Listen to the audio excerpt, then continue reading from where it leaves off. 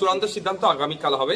Seat ধরে ধরে জেলা ভিত্তিক এবং লোকসভা ভিত্তিকও আলোচনা হচ্ছে, কোন লোকসভাতে কারা কোন জায়গায় দাঁড়ালে ভালো হয়, মোবিলাইজ কিভাবে হয়, সে বিষয়টা নিয়ে আলোচনা আজকে দীর্ঘক্ষণ হয়েছে। আপনারা দেখেছেন প্রায় 2 ঘন্টার অধিক আমাদের মিটিংটা, 2 ঘন্টা 1.5 ঘন্টার অধিক মিটিংটা চলেছে আমাদের। আগামীকাল আবার আমরা টাইম দিয়েছে, আলোচনার মাধ্যমে উঠে এসেছে বিমান স্যার আমাদের যিনি